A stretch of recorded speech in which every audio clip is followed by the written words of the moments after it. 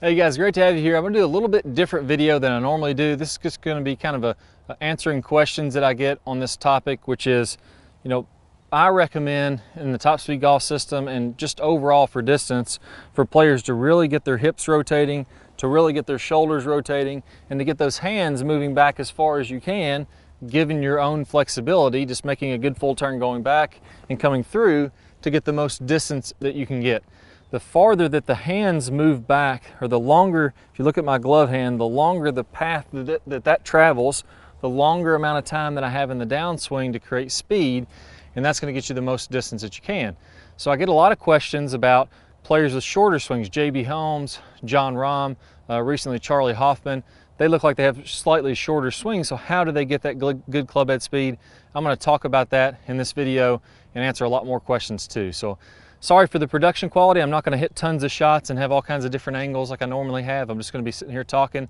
So if it isn't for you, sorry, I'll get back to the regular videos later on in this. But first, let's talk about what is it, if I wanted to hit the ball absolutely as far as possible, what would I do with my swing as far as rotation? Well, with the hips, let's start from there. I want my hips to rotate as much as I can in the backswing, and within reason. My right leg may straighten a little bit.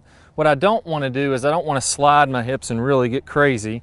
I'm going to keep my knee slightly facing forward. This right leg will extend a little bit in the backswing. It still keeps a little bit of bend here, but that pushes my right hip back. That's going to help to load the hip. My left knee is going to come in slightly in the backswing to get those hips to rotate. And you'll see my belt buckle is turned somewhere between 45 and say 60 degrees in the backswing. If you're not very flexible, you may want to pick up your left heel a little bit to help with that turn. Great players like Jack Nicklaus won a ton of majors doing this. Bubba Watson's won majors doing this. The list goes on. There's tons of players that have lifted up their left heel. What that does is I can only turn my hips to about right here without lifting that heel because my left leg is getting tight. Now if I lift my heel, I can go ahead and turn a little bit more. So if you're fairly tight, that's a pretty good idea to lift that left heel if you want to get more distance. Now from there, I need to turn my shoulders even more than my hips. So as I go to the top of the swing, I can put my arms to my side here, and I want my shoulders to turn past the ball. PGA Tour average, we're talking from shoulder socket, so this part of the shoulder that can move around here, right here on the corner, to shoulder socket here, that's about 118 degrees. So if this is 90, they're going to 118 degrees at the top of the backswing from shoulder socket to shoulder socket. The longest hitters in the world, guys like Jamie Sadlowski, are getting even farther than that. What that does is my hips are turning, my shoulders are turning. That's going to allow my hands to go farther back and then my club to go farther back from there. So I recommend just going whatever feels comfortable to you while you can still keep fairly good posture and you can keep your stable fluid spine like we talk about in the top speed golf system. If I have to start moving around and swaying and doing stuff like that to try to get more shoulder turn, I don't need to go that much. I just want to go whatever feels comfortable to me given my own individual flexibility. Now from there, let's go to the hands. Now again, as your hands go back, if I have a more flatter one plane swing, it's going to be tough to get that hand to go quite as far back because it's hitting my pec here, my chest muscle. If my hands go a little higher and they're going more vertical, then I'm going to be able to rotate back a little bit more. Same thing, if I'm a little flatter, it's going to appear that I have a shorter backswing, when in reality I'm actually turning back pretty far. If my hands are higher, it's going to look like I have a longer backswing. I'm going to imagine those hands almost going up above my head. So to get the maximum club head speed, you'd like to have your hands basically back up here above your head. Now, not everybody's going to be able to do that. I personally can't do that. So again, what you want to do is to find your full range of motion wherever feels comfortable with you, and now you've created the most amount of space that you can to get your hands to travel in the downswing. So imagine that drag car. You have two drag cars right beside each other, and you have a finish line out here in the distance. If this one drag car pulls back and gets an extra 1/8 of a mile head start, when they hit the finish line, this one's going to be going faster. He had way more time to accelerate, so he can apply less force, he can apply less power, and still get to a higher top end speed. Same thing in the golf swing. We're taking those hands back as far as we can to be able to get the maximum speed. And again, there's always a balance with this. If we take it so far back, we have to use bad technique and lose our posture and make a swing where we're not very coordinated, that's too much. We're just going as far back as we can and still be somewhat in control. Most players I see are fairly ball bound here. We're kind of focused on this ball. We don't want to turn away from it, and we really cut off that shoulder turn rather than going ahead and turning the rest of the way back and getting a lot more speed. So hips turn a lot, shoulders turn a lot, hands go pretty far back. What about the club head? This is an interesting one. So if you're trying to get it absolutely the most power you can get, let's say you care nothing else about hitting other than hitting the ball as far as you can hit it, I want this club head to go all the way around like a Jamie Sadlowski or a John Daly. That again, if my club head goes all the way back here, I have this big area, this big amount of space, this huge loop I can make to accelerate this club head before it hits the golf ball. If I'm taking my club head back to here, it's going to be tougher to accelerate in that shorter period of time to get the maximum speed than it will be to accelerate in this longer period of time. So the longer you take back that club head, the more potential for speed. That's why all the long drive guys that are really big pound for pound hitters, they're doing that. So basically, if you take a look at the longest hitter pound per pound, probably, I'd say definitely ever in the game of golf, Jamie Sadlowski, he's 5'10", 185, 150 miles of club head speed. You look at him, he's basically your poster boy for saying, I'm going to crank the ball as hard as I can hit it. His hips turn huge, his shoulders turn huge, his hands go way back there, his club goes way far around, and now he's maxing out all these things to get the most speed that's coming down to impact. John Daly would be another great example of that. Now, we're not all trying to do long drive. Those guys, if you haven't noticed, they can hit it a long way. They can also hit it a long way to the right and a long way to the left. So just because you're hitting it far doesn't mean that's the best way to play golf. I like something a little bit more conservative where you say keep these great angles, get a good hip turn, let your hands go back as far as you can comfortably, and let's get that club somewhere around parallel. If it's a little past parallel, tons of major championships have been won by players past parallel. If it's a little short of parallel, tons of major championships have been won by guys short of parallel. So I think either one of those are fine within reason. So Jamie Sadlowski, kind of think of him as kind of your ideal in your mind. That's the full power. Anything short of that, you're giving up a little bit of power, but you may be gaining consistency and playing better golf. So let me go ahead and answer a few more questions that I had. I want to make sure I get to all these and don't leave anybody hanging here. So I recommend 45 to 60 with the hips. I recommend the shoulders get to 90 degrees minimum and right around that pro average of 120 degrees. If you're not very flexible, you're not very loose, you may need to lift that left heel. You may need to be a little closer to the 90 degree. If you're less than 90 degree, I think you're going to struggle with distance. So if you're not flexible, still get to at least that 90. Now what about the short swingers of the golf club? So we talk about J.B. Holmes and Jon Rahm. I get this question a lot, so I'm promoting this long swing. You know, what about J.B. Holmes? He takes the club back to here, right? He gets it to here and he creates a ton of speed. So how can he have such a short club head, the club's going back to here, well short of parallel, and create so much power? Well, all he's doing is getting rid of the last piece there. We talked about when the club goes longer, it can create more speed. He's taking his hips and turning them. He's taking his shoulders and getting past 90. His hands are almost above his head. So if you erase this club and just had his hands here, he would have this great big gigantic backswing if you don't look at the club. He just has his club pointing up. So if you took his backswing and set the wrist, your club would look like this. If you didn't set your wrist, they're going to look like that, like he is. So he's doing everything from the ground all the way up to the hands really well. He's not setting the club very much. So not a big deal. It's probably only going to be a few miles an hour, because what's he do in the downswing? He sets the club there, gets that big amount of lag, and then he can go ahead and rip it. So I would classify J.B. Holmes as having a huge backswing with the body, a very short backswing with the club. Same thing with Sergio Garcia, similar to that. Jon Rahm, similar to that. So again, those guys are big, strong guys. That has a big piece with it too. If you're strong, you're athletic, you're fast, you can, you know, I was watching the NFL Combine a few years ago, and just a standing jump, the guy jumped like 12 feet.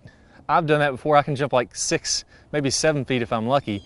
If you have that kind of explosive speed, you don't have to get the hands and arms as far back to get as much power or to still get good club head speed. If you did take them farther back, you'd hit it even farther. So if JB Holmes all of a sudden got that club going back to here, he'd probably pick up 3-4 miles an hour club head speed, but he already swings at 120, so it doesn't really make too much of a difference for him. Now, what if the players that have a shorter arm swing? So, you know, Charlie Hoffman doesn't have a real long backswing with his arms. Tommy Gainey is kind of somebody that has a fairly short backswing. So they kind of get their arms to here, not very far back. You know, how do those guys create power? Well, again, if you look at their hips, if you look at their shoulders, they're still getting those shoulders to turn, getting that very powerful shoulder turn. They're just kind of cutting off the arm swing. So they may look something like this, where it's shorter backswing with the hands and arms, but the body's really loaded up. So even if they're swinging, for example, John Rahm, he's a big, strong, powerful guy. He can really create a lot of speed. He's getting a great shoulder turn, or what we call the power turn in the topspeed golf system. He's just cutting off the hands a little bit, cutting off the club head a little bit. So even though he can swing 118, 120, if he was to go farther back, he'd be up 125, 128. So it's all about his potential. A guy like Jamie Sidlowski can hit a putter 300 yards. I've seen him actually take a putter and hit it 300 yards. It's ridiculous. So he can take a half backswing and still create 120 miles an hour club head speed, but his full backswing is 150. So it's all based on your potential. Then the last one is the guys that have a shorter, Tommy Gainey kind of classifies in this. So we've talked about a short club and then short hands. Everybody was getting a good shoulder turn. Guys like Tommy Gainey may actually get a little less than a 90-degree shoulder turn, and their hands are fairly low here. Now what he's done is kind of interesting with this. If you see guys that do that and still have decent distance, what they've done is they usually have a big tilt away from the ball. So you notice their upper body's really tilted away here. So I'm gonna exaggerate. Short shoulder turn, short arm swing. But if you look, if I straighten up my body, then my arms are going farther back. So it's just because he's so far tilted to the right, it looks like a shorter swing. If he was tilted normal, it would be farther back. So in relationship to his body, he's still actually creating a fairly big arc there. That's pretty rare. I just thought I'd bring that up because I've gotten asked that question before, and it's kind of an interesting side note. But in essence, everybody that hits it with good speed is loading their hips and their shoulders to get to at least 90 degrees. Players that aren't hitting it with a ton of speed, maybe they have a phenomenal short game. Maybe a guy like David Toms, who's not known for his big power, but he's really accurate, he has a great short game. They may be able to get adequate speed, cutting it down a little bit. But again, if he rotated those shoulders more, got the hands farther back, club farther back, he'd pick up some good yardage. So I think there's at least one or two more here.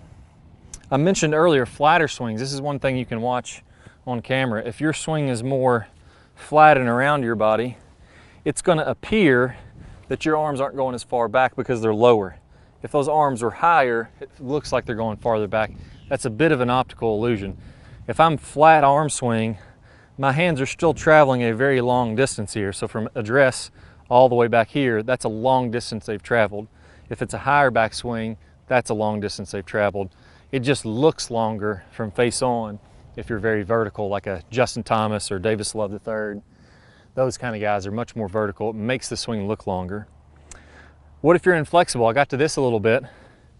Most players that are maybe a little bit older or bigger players say, well, that's great, I'd love to have the Justin Thomas backswing, but I'm just not flexible enough to do that. And I'm not recommending that at all. I'm recommending you get to whatever your own unique full range is. If you're not very flexible, you better at least get 90 degrees of shoulder turn, because you're gonna have a hard time getting distance if you don't, unless you're super, super strong. So if you're not all that strong, you're not all that flexible, I'd really recommend letting that left heel lift up, letting those hips go, letting those shoulders rotate more, and now I'm gonna be able to create that speed. If I'm not very strong and I'm not very flexible, and I start to make a shorter and shorter backswing and I get to here, man, you're gonna be toast. No way to get that swing speed. One other thing here, I'll get a question like this sometimes is, okay, I'm making a longer swing, and you talk about how much more potential for distance you have with a longer swing. So I've lengthened up my swing now, I'm getting longer and more free flowing. How come I'm not hitting it a lot farther? Well, we have to do something with all this potential on the downswing. So if I make this really long free flowing swing, I'll go ahead and try to hit one over here to the left stay out of the water. So I make this really long free flowing swing, and then I just barely swing on the downswing. That ball ain't gonna go anywhere. It's gonna go 150 yards. So the farther you go back and load up, the more potential you have. The downswing, I have to take advantage of that potential. I have to go ahead and get some good lag so I can create a big angle between my club and my arms. And I've got to go ahead and really turn on the power, get this club to turn back up to get that club to whip at the bottom, or I'm not going to get the speed. So the backswing is all about what's my potential for swing speed. The downswing is all about, am I actually going to get the swing speed? Am I going to take advantage of this longer swing that I've made? So if you want to hit it farther, you got to turn on the power. We got to swing it longer, but here at the bottom of the swing, I've got to get that club to really, you know, whip on through there and create that speed through impact, or I'm going to struggle there.